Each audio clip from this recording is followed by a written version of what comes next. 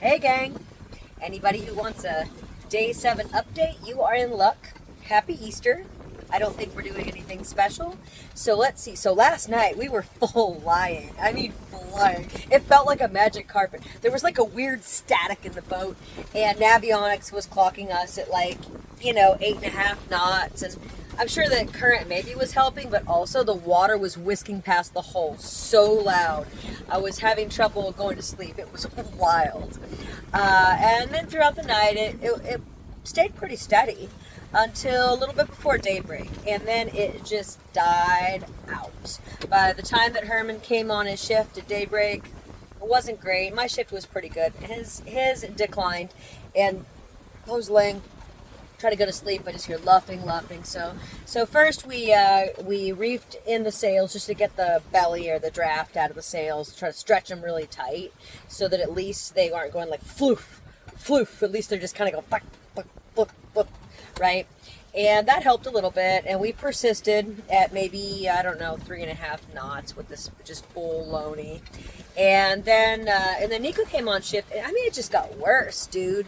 Like, finally Nico's like, okay, we gotta do something. Like, do we just take the sails down? Do we take one sail down? So we reconfigured. We decided to try straight downwind, and we went onto butterfly with the sails flopped. One flopped out one side of the boat, one flopped out the other side of the boat, and we successfully sailed downwind at maybe 3.5 or 4 knots that way for a couple hours, and then that started sucking, just flopping.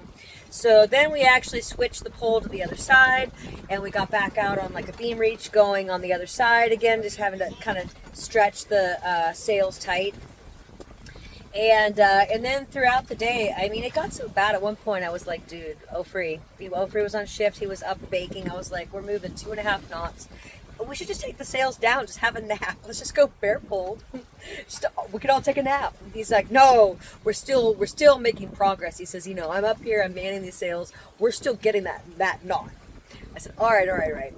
With the current, we're going maybe 2.5 knots. And so I was like, okay, but the hydrovane wouldn't hold it. So that kind of adds insult to injury when like suddenly you're hand steering to be able to go like 2 knots. Kind of sucks. So I was like, ooh, we'll try the autopilot. So we got the autopilot going, like that just holds you like on a bearing, because it really doesn't matter because we're catching any wind. So we ran the autopilot for like hours today, just kind of bobbing around out here, but we're still making a good 2-3 knots.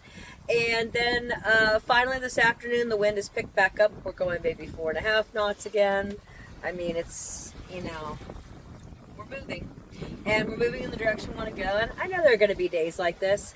Honestly, I kind of liked it.